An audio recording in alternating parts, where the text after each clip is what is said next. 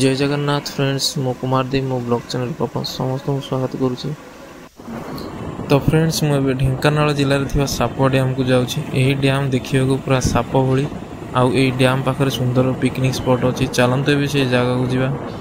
जदि आप मो चैनल प्रथम कर विजिट कर चैनल को प्रथम सब्सक्राइब करूँ, साइड थी बेल आइकन दबातु। ए द्वारा आप प्रत्येक वीडियो नोटिफिकेशन पाइपर।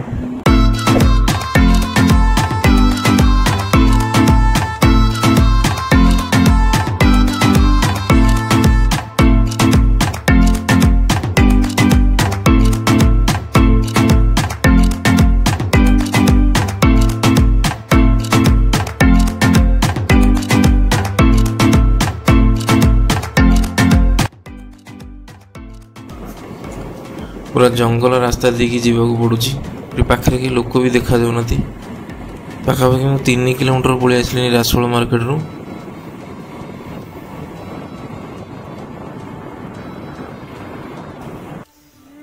एठी सापुआ डैम रो साइन बोर्ड अच्छी। तो डाहाण को बर्तमान आम जा।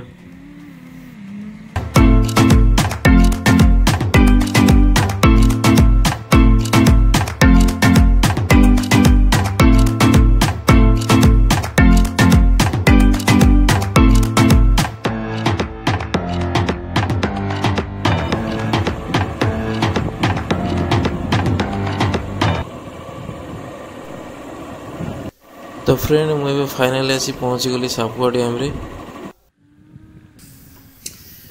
दिन 12टा समय होइथिबारु एठार के लोक देखा जाउनाती। डैम रे मध्य पानी नहीं, सुखिला पड़ी। तो सेपट देखिए।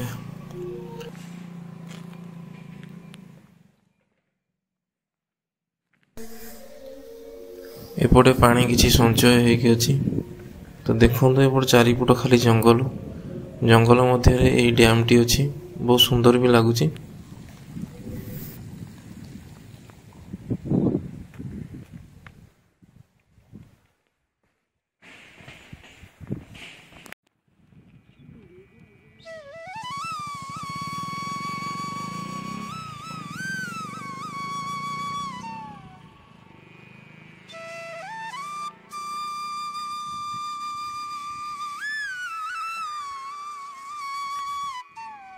यही डैम टी देखिया को पूरा साप भली।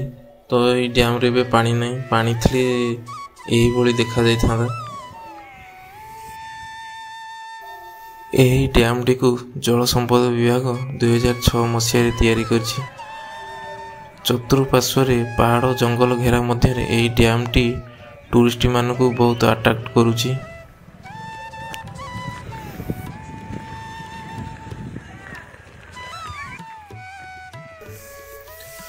यही डैम टी महानदीर पानी को एठारे संचय कर रखुची।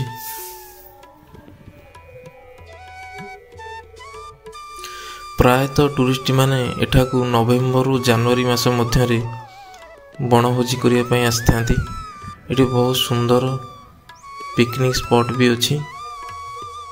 तो एठाकू प्रत्येक वर्ष लोक बहुत मात्रा आसंती। से ही बण भितर भोजी करथांती। एबे भी मध्य बहुत लोक सेठारे भोजी करछंती।